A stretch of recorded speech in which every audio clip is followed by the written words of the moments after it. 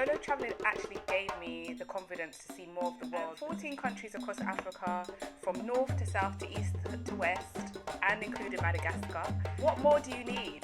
There's more to see than could ever be seen, more to do than could ever be done. We have a plethora of places that you can find out information and all that wahala. Sorry. Yeah, but all that wahala. This is Africa. Enjoy and embrace every single moment of it.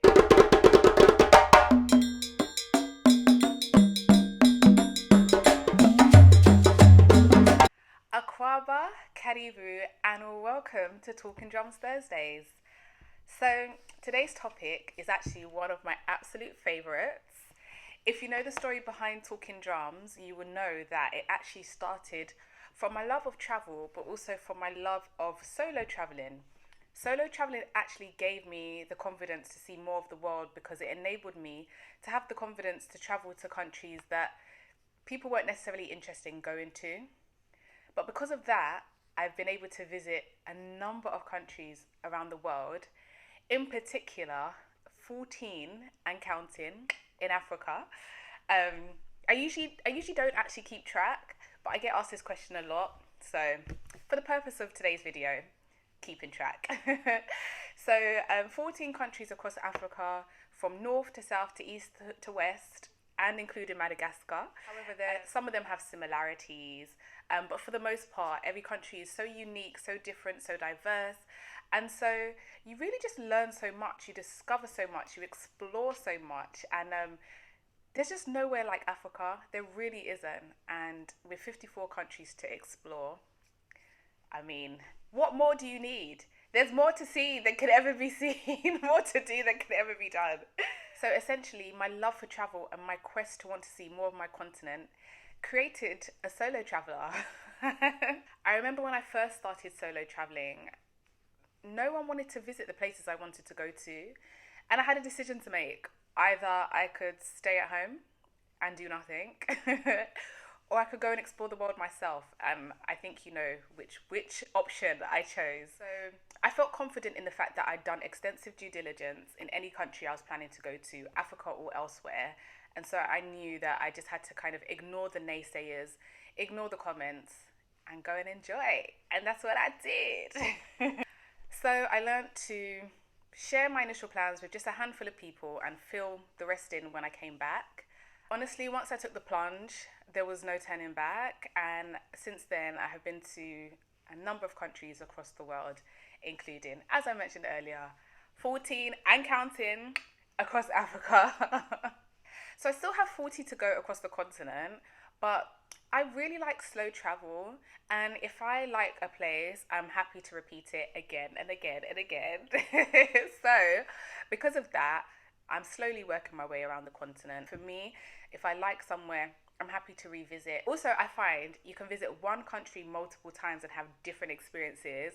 This is for various reasons, such as the time of year, the weather, events taking place, cultural activities, so many things. So, like I said, I'm not averse to repeating, and there are some countries that I've repeated more than a number of times, and I'll continue to do so. Officially, Zanzibar is my first country that I solo travelled in Africa, and that was such an incredible experience. It was so liberating, so stunning.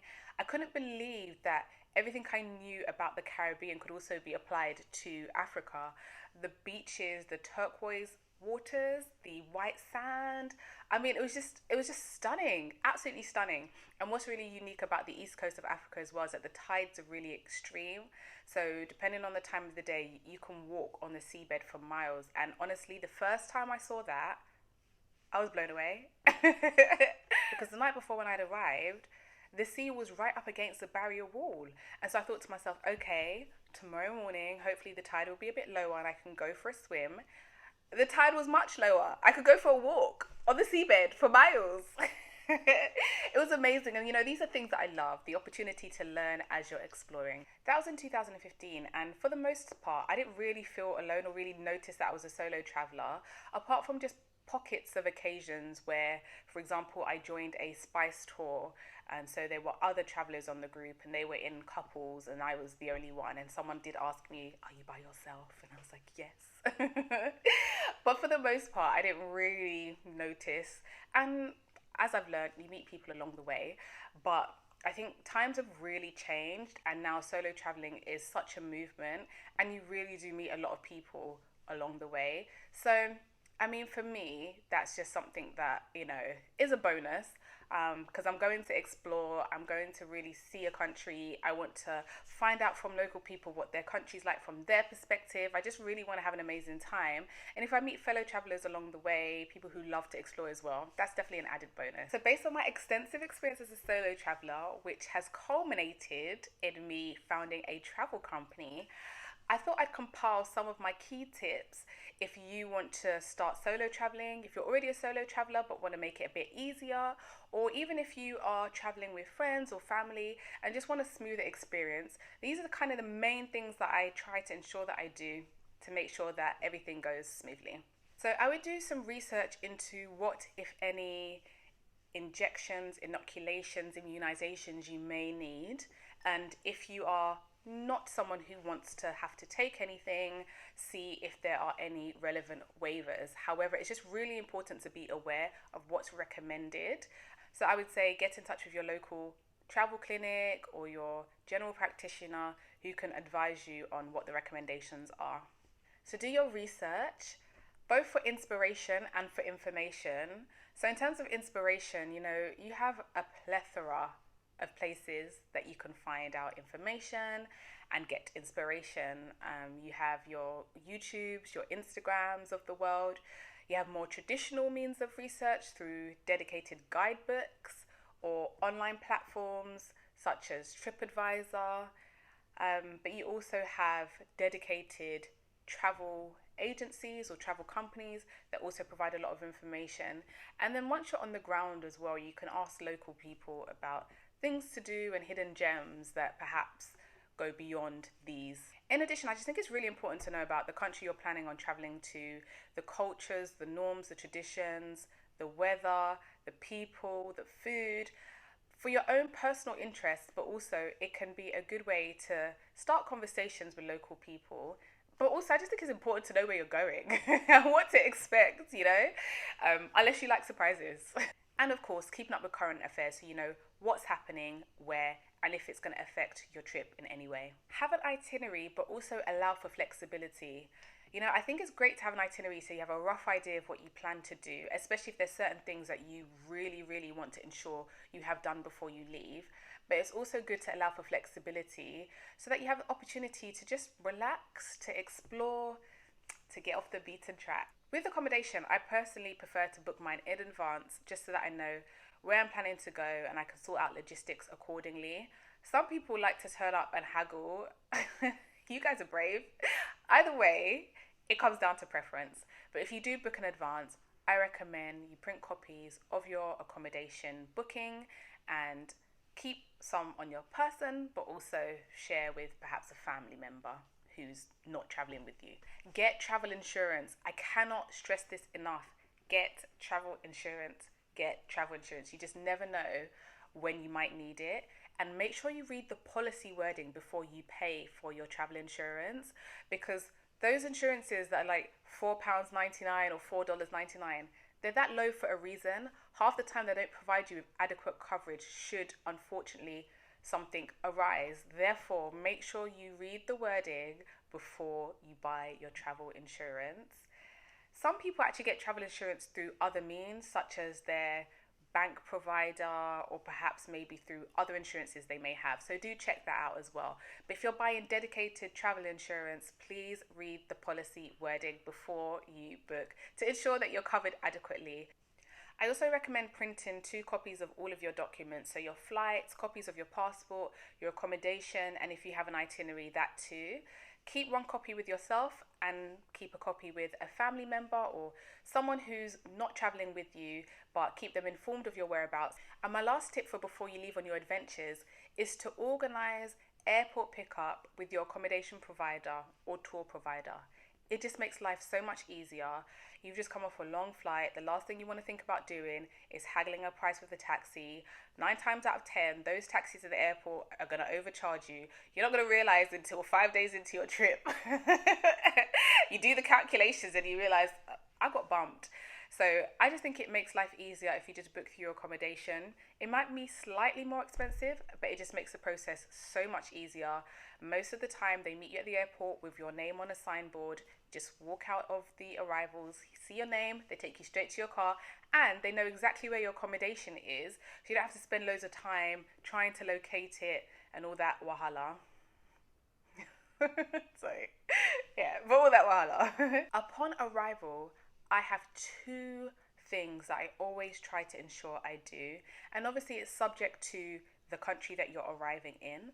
But if there's either a foreign exchange bureau or an ATM, I either withdraw cash or I change the cash I have into local currency, and then I buy a local SIM card.